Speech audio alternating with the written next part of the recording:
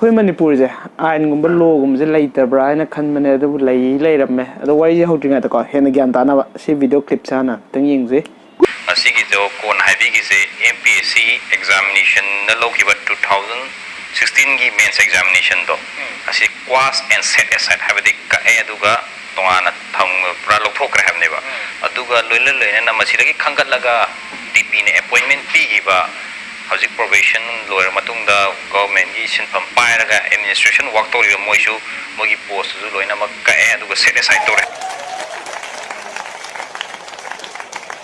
okay ꯁꯤꯗ ꯑꯩꯅ ꯍꯥꯏꯅꯤꯡꯉꯤꯁꯦ ꯍꯥꯏꯗꯤ ꯈꯪꯕ꯭ꯔꯥ MPSCꯅ ꯂꯧꯕ ꯆꯥꯎꯔꯕ ꯑꯩꯈꯣꯏꯒꯤ ꯃꯅꯤꯄꯨꯔꯒꯤꯗꯃꯛꯁꯤꯗꯀꯣ ꯍꯌꯦꯡ ꯂꯩꯕꯥꯛ ꯁꯦꯝꯃꯛꯄꯗ ꯅꯩꯅꯔꯛꯀꯗꯧꯕ ꯈꯟꯅꯔꯛꯀꯗꯧꯕ ꯑꯆꯧꯕ ꯑꯣꯐꯤꯁꯥꯔ ꯂꯧꯕꯁꯦ ꯈꯪꯕ꯭ꯔꯥ ꯑꯁꯤꯗ ꯑꯔꯥꯟꯕ ꯇꯧꯕꯗ ꯌꯥꯗꯦ ꯍꯥꯏꯅ ꯈꯪꯍꯟꯕ ꯉꯝꯃꯛꯑꯦꯕ ꯍꯧꯖꯤꯛꯇꯤ ꯍꯥꯏꯗꯤ ꯈꯪꯕ꯭ꯔꯥ ꯑꯆꯨꯝꯕꯒꯤꯗꯃꯛꯇ ꯂꯦꯞꯄꯒꯗꯤ ꯑꯆꯨꯝꯕꯗꯣ ꯐꯪꯉꯦꯕꯗꯣ ꯍꯧꯖꯤꯛꯇꯤ ꯈꯪꯕ ꯉꯝꯃꯦꯕ ꯍꯣꯏ ꯁꯤꯒꯤ ꯋꯥꯔꯤꯁꯦ ꯃꯃꯥꯡꯗ ꯐꯅꯌꯥꯝ ꯅꯩꯅꯈ꯭ꯔꯕꯅꯦ ꯏꯝꯄꯦꯛ ꯇꯤꯚꯤꯗ ꯀꯩꯗ ꯑꯗꯨꯒ ꯁꯤꯒꯤ ꯚꯤꯗꯤꯑꯣꯗꯨꯁꯨ ꯐꯨꯜ ꯂꯤꯡ ꯌꯦꯡꯅꯤꯡ ꯇꯥꯔꯗꯤ ꯑꯩꯒꯤ ꯗꯤꯁꯀ꯭ꯔꯤꯞꯁꯟꯗ ꯍꯥꯞꯄꯝꯒꯦ ꯑꯗꯣ ꯐꯨꯜ ꯂꯤꯡꯗꯣ ꯌꯦꯡꯕꯤꯌꯣ ꯑꯗꯣ ꯍꯥꯏꯗꯤ ꯗꯥꯏꯔꯦꯛ ꯑꯟꯁꯔ ꯁꯀ꯭ꯔꯤꯞꯇꯣ ꯄꯨꯊꯣꯛꯑꯒꯀꯣ ꯅꯥꯞ ꯆꯥꯗꯅ ꯃꯥꯔꯛ ꯄꯪꯀꯛꯇ ꯀꯛꯄ ꯑꯗꯨꯗꯒꯤ ꯃꯥꯔꯛꯁꯦ ꯅꯥꯞ ꯆꯥꯗꯅ ꯃꯥꯔꯛꯁꯦ ꯄꯤꯕ ꯃꯌꯥꯝ ꯅꯩꯅꯈ꯭ꯔꯕꯅꯦ ꯃꯃꯥꯡ ꯆꯍꯤꯗꯒꯤ ꯑꯗꯨꯕꯨ ꯑꯁꯤ ꯌꯥꯝ ꯆꯥꯎꯕ ꯄꯣꯠꯁꯤꯕꯨꯛꯇꯣ ꯍꯥꯏꯗꯤ ꯏꯟꯊꯨꯕ ꯉꯝꯃꯤꯁꯦ ꯍꯥꯏꯗꯤ ꯑꯆꯨꯝꯕꯅ ꯏꯟꯊꯨꯕ ꯉꯝꯃꯤꯁꯦ ꯑꯗꯨ ꯇꯥꯔꯗꯤ ꯈꯪꯕ꯭ꯔꯥ ꯍꯧꯖꯤꯛ ꯑꯩꯈꯣꯏꯗ ꯊꯧꯅꯥ ꯂꯩꯕ ꯑꯃ ꯆꯪꯉꯦꯕ ꯑꯩꯈꯣꯏꯗ ꯌꯨꯅꯤꯇꯤ ꯑꯣꯏꯕ ꯑꯃ ꯆꯪꯉꯦꯕ ꯆꯞ ꯌꯨꯡꯅ ꯂꯦꯞꯄ ꯑꯃ ꯆꯪꯉꯦꯕ ꯍꯧꯖꯤꯛ ꯃꯌꯥꯝꯅ ꯈꯪꯅꯩꯗꯨ ꯃꯉꯥꯏ ꯑꯩꯅ ꯉꯥꯡꯗ꯭ꯔꯁꯨ ꯊꯕꯛ ꯑꯃ ꯂꯧꯕꯗ ꯅꯔꯁ ꯃꯆꯥ ꯃꯁꯨꯗ ꯍꯥꯏꯔꯒꯦꯕ ꯅꯔꯁ ASI ꯀꯣꯟꯁꯇꯦꯕꯜ ꯁꯒꯨꯝꯕ ꯂꯧꯕ ꯃꯇꯝꯗ ꯄꯩꯁꯥ ꯀꯌꯥ ꯅꯝꯅꯩ ꯂꯥꯏꯔꯤꯛ ꯂꯥꯏꯁꯨ ꯍꯩꯔꯕ ꯀꯌా ꯑꯃ ꯍꯣꯠꯅꯅꯤꯡꯗꯕꯤꯗ ꯇꯥꯔ ꯐꯝꯃ ꯂꯩꯔꯦꯕ ꯍꯥꯏꯗꯤ ꯊꯥꯏ ꯁꯦꯡꯅ ꯂꯩꯕꯥꯛꯀꯤꯗꯃꯛꯇ ꯈꯟꯕ ꯍꯌꯦꯡ ꯂꯩꯕꯥꯛꯀꯤꯗꯃꯛꯇ ꯑꯆꯧꯕ ꯃꯤ ꯑꯣꯏꯔꯛꯀꯗꯧꯕ ꯊꯋꯥꯏꯕꯨ ꯀꯠꯊꯣꯛꯑꯒꯦ ꯂꯩꯕ ꯃꯤꯑꯣꯏꯁꯤꯡꯅ ꯈꯟꯗ꯭ꯔꯦꯕ ꯁꯪꯒ ꯂꯩꯕ ꯁꯦꯟ ꯄꯥꯏꯕꯁꯤꯡꯅ ꯈꯜꯂ ꯂꯩꯔꯦ ꯑꯗꯣ ꯍꯧꯖꯤꯛ ꯀꯩ ꯇꯧꯕ ꯃꯊꯧ ꯇꯥꯏ ꯍꯥꯏꯗꯤ ꯑꯩꯈꯣꯏ ꯍꯧꯖꯤꯛ ꯄꯨꯟꯁꯤꯜꯂꯒ ꯑꯗꯨꯒꯨꯝꯕꯗꯣ ꯄꯨꯟꯁꯤꯜꯂꯒ ꯄꯨꯟꯅ ꯈꯣꯡꯖꯪ ꯑꯃ ꯆꯪꯁꯤꯟꯕ ꯃꯊꯧ ꯇꯥꯏꯌꯦꯕ ꯁꯨꯃꯥꯏꯅ ꯈꯣꯡꯖꯪ ꯂꯣꯒꯤ ꯑꯣꯏꯕ ꯃꯤꯠꯌꯦꯡꯗꯅꯤꯀꯣ ꯈꯣꯡꯖꯪꯁꯦ ꯕꯟꯖꯦꯅꯁ ꯇ꯭ꯔꯥꯏ ꯇꯧꯕ ꯅꯠꯇꯦꯀꯣ ꯃꯣꯏ ꯁꯤꯁꯦ ꯕꯟꯖꯦꯅꯁ ꯇ꯭ꯔꯥꯏ ꯇꯧꯔꯒ ꯐꯪꯕ ꯅꯠꯇꯦꯀꯣ ꯁꯤꯒꯤꯁꯦ ꯍꯥꯏꯗꯤ ꯂꯣꯗ ꯆꯠꯂꯒ ꯀꯣꯔꯠꯇ ꯆꯠꯂꯒ ꯐꯪꯉꯛꯄꯅꯦ ꯃꯈꯣꯏꯅ ꯍꯥꯏꯕꯗ ꯆꯍꯤ 3ꯒ ꯅꯨꯃꯤꯠ ꯑꯃ ꯆꯞ ꯆꯥꯅ ꯐꯥꯔꯦ ꯑꯁꯤꯗ ꯐꯪꯉꯛꯄꯅꯦ ꯃꯈꯣꯏꯒꯤ ꯍꯧꯖꯤꯛꯀꯤ ꯀꯣꯔꯠꯅ ꯄꯤꯔꯛꯏꯕ ꯍꯨꯀꯨꯝꯗꯣ ꯖꯁꯅ ꯄꯤꯔꯛꯏꯗꯣ ꯑꯗꯨꯅ ꯈꯪꯕ꯭ꯔꯥ ꯑꯩꯈꯣꯏꯅ ꯀꯩꯒꯨꯝꯕ ꯈꯪꯕ꯭ꯔꯥ ꯍꯥꯏꯗꯤ ꯑꯁꯤ ꯌꯥꯝ ꯆꯥꯎꯕ ꯄꯣꯠꯁꯤꯕꯨ ꯏꯟꯊꯨꯕ ꯉꯝꯅꯦꯀꯣ ꯀꯣꯟꯁꯇꯦꯕꯜ ꯑꯃ ꯈꯟꯕ ASI ꯑꯃ ꯈꯟꯕ ꯅꯔꯁꯀꯨꯝꯕꯒ ꯈꯟꯕ ꯒꯥꯏꯗꯤ ꯁꯤꯗꯤ ꯊꯨꯠꯂꯕ ꯄꯣꯠꯅꯦꯕ ꯍꯥꯏꯗꯤ ꯑꯩꯈꯣꯏꯅ ꯈꯪꯕ꯭ꯔꯥ ꯑꯗꯨꯗ ꯌꯥꯎꯔꯤꯕ ꯃꯤꯑꯣꯏꯁꯤꯡꯗꯨꯅ ꯈꯪꯕ꯭ꯔꯥ ꯃꯈꯣꯏ ꯈꯪꯕ꯭ꯔꯥ 10-20 ꯄꯨꯟꯖꯟꯅꯀꯣ ꯃꯈꯣꯏꯅ ꯌꯨꯅꯤꯇꯤ ꯑꯣꯏꯔꯒ ꯈꯪꯕ꯭ꯔꯥ ꯁꯤꯗꯤ ꯁꯣꯏꯔꯦ ꯁꯤꯗꯤ ꯑꯩꯈꯣꯏꯗꯤ ꯁꯨꯃꯥꯏꯅ ꯇꯧꯔ ꯈꯜꯂꯛꯇꯦ ꯃꯣꯏꯅ ꯈꯜꯂꯦ ꯀꯃꯥꯏꯅ ꯇꯧꯔꯤꯅꯣ ꯈꯣꯠꯂꯦ ꯗꯥꯏꯔꯦꯛ ꯊꯧꯅꯥ ꯂꯩꯅ ꯂꯦꯞꯄꯒꯗꯤ ꯈꯪꯕ꯭ꯔꯥ ꯀꯔꯞꯁꯟ ꯍꯥꯏꯕꯁꯦ ꯀꯨꯏꯔꯣꯏ ꯖꯠ ꯂꯥꯎ ꯃꯨꯠꯈꯤꯅꯤ ꯑꯗꯨꯅ ꯁꯤꯗ ꯑꯩꯅ ꯍꯥꯏꯅꯤꯡꯉꯤꯁꯦ ꯑꯗꯨꯒꯤ ꯄꯣꯏꯟ ꯑꯃ ꯂꯩꯔꯦꯀꯣ ꯄꯨꯟꯅ ꯂꯦꯞꯁꯦꯕ ꯑꯗꯨꯒ ꯄꯣꯏꯟ ꯑꯃꯁꯨ ꯂꯩꯔꯦ ꯍꯥꯏꯗꯤ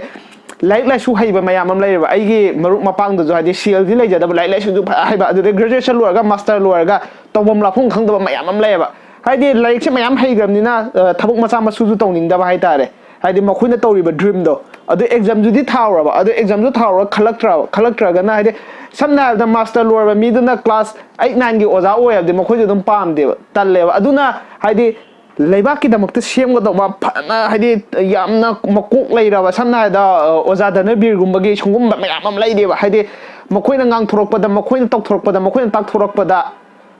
ꯌꯥꯝꯅ ꯑꯩꯈꯣꯏꯗ ꯌꯥꯝꯅ ꯍꯣꯠꯅꯅꯤꯡꯕ ꯐꯤꯜ ꯐꯥꯎꯒꯗꯧꯕ ꯑꯗꯨꯗꯩ ꯂꯩꯕꯥꯛꯀꯤꯗꯃꯛꯇ ꯌꯥꯝꯅ ꯑꯆꯨꯝꯕ ꯇꯧꯔꯛꯄ ꯁꯨꯝ ꯃꯤꯁꯛ ꯃꯌꯥꯝ ꯌꯥꯎꯔꯤꯕ ꯁꯨꯒꯨꯝꯕꯁꯦ ꯍꯦꯛꯇ ꯅꯝꯖꯜꯂ ꯊꯝꯈ꯭ꯔꯦꯕ ꯍꯥꯏꯗꯤ ꯁꯨꯒꯨꯝꯕ ꯀꯔꯞꯁꯟꯒꯤ इहुलजिना यारपदा मखोइदा होननिंग पोक्ट्रेबा अदुना चुम्बु चुम्मगदि अखोइदु सुसोइ सोइदना मतम लाखनि अदुना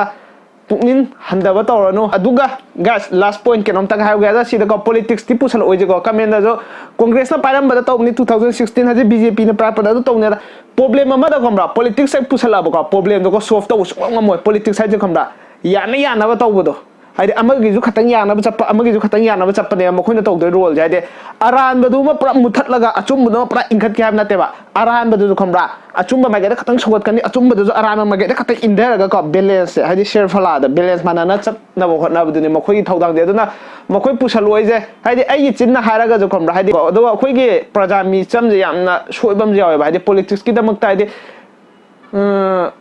थवाई थाबो ngamba miyo yam layaba haide samna da congress ki damukta thawai thabo ngamba bjp damukta thawai thabo ngamba aina congress hida uraga de aibu hat pangam godo mi yam layaba aina bjp hida uraga de aibu hat pangam godo chapmana yani ba mi yam layaba ko aduna ko ngambra aina ngambai wa khata tabi no wasi je makoina ngamba si wa de tabi 2016 gi exam asi matam du da government ji congress na paibani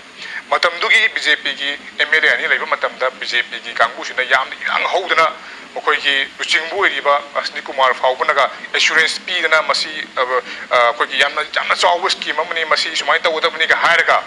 ꯃꯈꯣꯏꯅ ꯁꯔꯀꯥꯔ ꯄꯥꯏꯕ ꯃꯇꯝꯗ ꯉꯁꯥꯏꯒꯤ ꯂꯥꯟꯅ ꯈꯜꯂꯤ ꯍꯥꯏꯔꯤꯕ ꯃꯤꯑꯣꯏꯁꯤꯡ ꯑꯁꯤ ꯑꯔꯥꯟꯕ ꯈꯔ ꯂꯩꯔꯦ ꯍꯥꯏꯔꯒ ꯈꯜꯂꯛꯏꯕ ꯃꯤꯑꯣꯏꯁꯤꯡ ꯑꯁꯤ ꯃꯈꯣꯏ ꯑꯃꯨꯛ ꯄꯣꯁ ꯄꯤꯗꯅ ꯊꯕꯛ ꯍꯧꯍꯟꯕꯤꯕ